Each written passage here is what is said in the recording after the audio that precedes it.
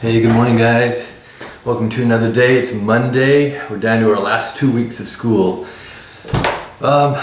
Things I'm going to talk about today. First of all, we're seeing a downturn in the economy. Unfortunately, there's a lot of businesses that are struggling to stay open. And that really ties into what we're talking about as we move into the industrial age. That's our topic that we're dealing with now. Industrial age is a rise of big business, and I mean big mega business. Billionaires start to form. This is the era that we have what are called robber barons, and we will talk more in depth about them. But today I want to profile one particular man, Andrew Carnegie. Andrew Carnegie was a steel empire maker, and this is how he did it. So the topic is Andrew Carnegie and vertical integration. Today we begin the study of the industrial age. It's not just part of the industrial revolution, it's where the industry has an overwhelming impact on society in terms of technology, social structure, and who gets rich.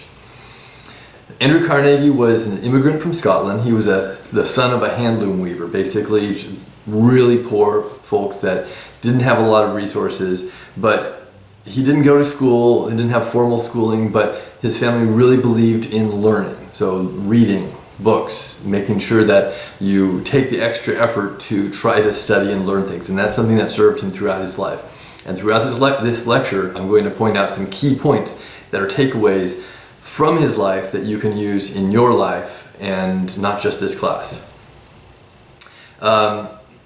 Key point, so being able to learn is useful. That's key point number one.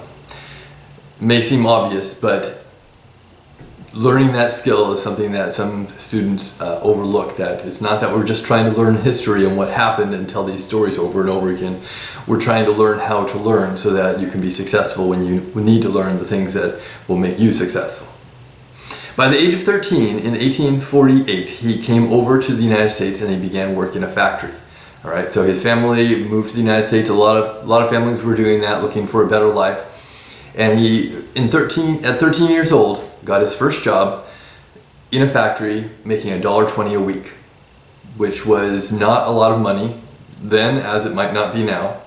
Then he moved into a new job as a telegraph operator. Now, telegraph was something new, and that's important. He went out of his way to learn a new skill. He knew how to weave, and that weaving got him the job in the factory where he's making $1.20 a week. But he went out of his way to learn how to do a telegraph.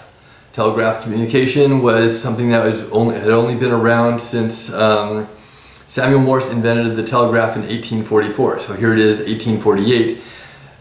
Andrew Carnegie comes over and he learns the telegraph right away, and he starts getting a job with that, which made him more valuable. So he worked at a telegraph in 1851, and then he moved on to a job with the railroads in 1853. What was he doing for the railroads? Well, he was working as an assistant, so he probably had a variety of jobs, but one of those key jobs was being a telegraph operator for the railroad. You see how one skill led into another? He's going to use that trait of his throughout his life, and that's going to serve him really well. And he moved into the railroads.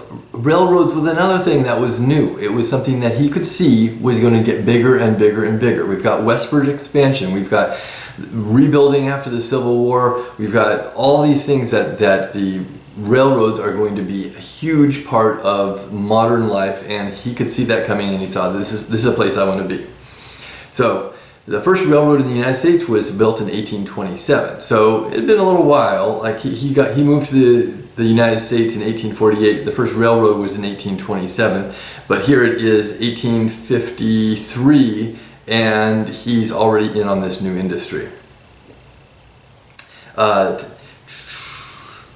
learning about the railroad, he was saving money and he was investing money. So he would look at other industries, things that were going on, and he was making an okay living working for the railroad, but he wasn't going to get rich working for the railroad. He was making like $2,400 a year, I think, which was not a ton, but he was able to save a little bit of that money and invest it in other industries like steel and oil and bridge building and things that he saw were necessary, things that were maybe on the increase. And at the end of, let's see, when was it?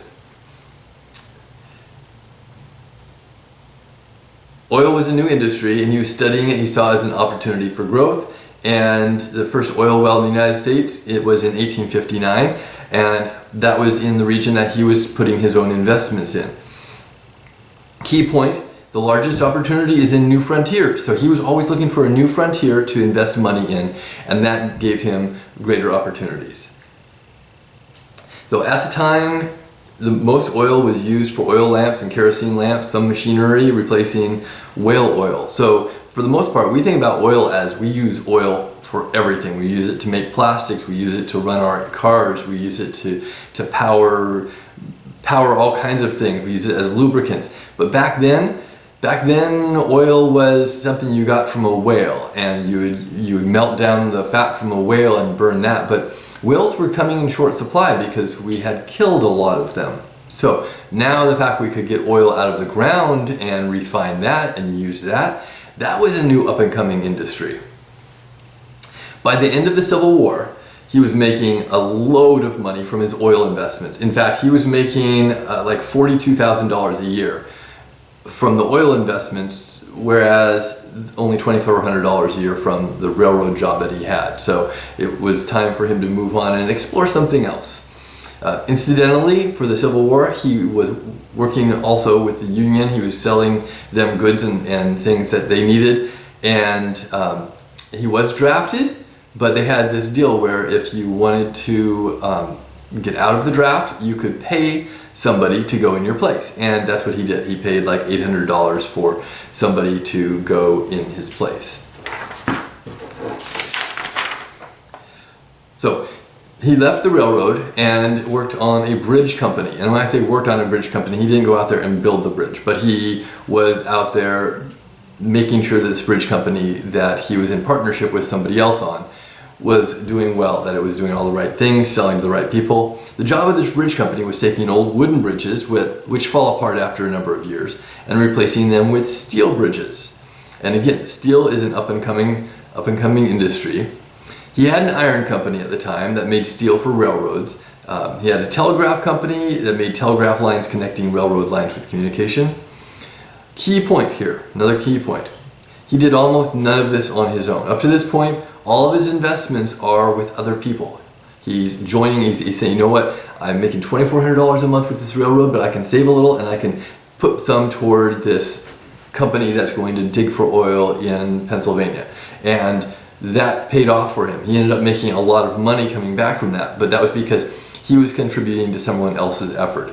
Very important to remember, if you're learning how to work with other people and you're having a hard time with that, you want to learn how to work with other people, because that is how he got his start with his industry. He didn't just say, I'm a self-made man and I'm going to do this all by myself. No, he was a self-made man by becoming part of other people's efforts. So now we need to talk about steel, because steel is where he really shines. Right? Okay, so steel, it was a new innovation. The steel itself had been around for thousands of years, but it was too expensive. So like steel, people had made steel since like 4000 BC, but it was expensive and labor intensive, and really you couldn't make anything larger than a knife or a sword with it. But with this industrial revolution, we have a new innovation called the Bessemer process, which was able to take something like iron, which is cast iron skillet. Iron and steel are both basically iron. The difference is that steel has a lot of the impurities taken out, and then just the right amount of carbon put back in so that it is not going to rust. See how this doesn't rust? This, we have to make sure it's seasoned so it doesn't rust. It won't rust, and it's actually going to be a bit stronger because it's got a little more flex to it. Iron not only will rust, but after time it can crack and it can split. So the value of iron is huge in its strength, but up to this point, we're making railroad ties and they're made out of strictly iron. After a time, that iron is going to break down and you're going to need to replace them. By having the Bessemer process, which is a really cool process. I'm going to talk to you more about that in another video. But they were able to make it cheaper, and they could make this kind of steel on a large scale for railroad ties or engines or for bridges and buildings, things like that. Okay, so Carnegie saw the future of Bessemer steel. He saw the need for steel in every new innovation, from buildings to railroads and bridges, and he expanded his steel business. Then he integrated. This is our last key concept of the lecture. He integrated with what's called vertical integration. Other companies have done horizontal integration. We're going to talk about vertical integration today. So his steel factory needed iron ore, that's a rock out of the ground that has iron in it. He needed that dug out of the ground for his factory to make steel. He needed coal, which would also be dug out of the ground, to fuel his furnaces to melt down the rocks to make the iron into something that he could make with steel. He needed these things, and typically an iron steel factory would buy these from a mine, buy these from somebody, and that person would get a profit, and then they would have to pay a certain cost to have that resource. Carnegie said, I'm going to buy the mine. So he bought a mine that mined iron ore. He bought a mine that ironed coal. He bought a ferry to ship those things across Lake Michigan to where he needed them. He would buy a railroad so that he wouldn't have to pay a middleman to send things across the rails. He bought every step in the process from his raw materials to his distribution so that he wouldn't have to pay extra people along the line. Now, in some ways you're going to think, okay, well, that was him being really efficient, or maybe it was him being really greedy so all the profits were for himself. But what that did was, because he doesn't have to pay the profit for person A, person B, person C, person D, all those profits stay in the same company, which means that he can lower his costs and he can sell that end product, that steel, to his customers for a lower price than his competitors. And whenever you're in business, you want to be the best competitor you can. You want to lower your price or have it a better product or have it out faster. He was able to do all of these things easier because he was all in the same company. He made lots of money, and then he made more money and more money on top of that. In 1901, he basically retired from the business life and devoted the rest of his life to philanthropy. So he's opening up libraries and schools, and basically he planned this, that he was going to quit being a businessman at that point and devote the rest of his life to giving back. And so we've got a lot of things because of that. Interesting life, interesting approach to business, which is I find fascinating.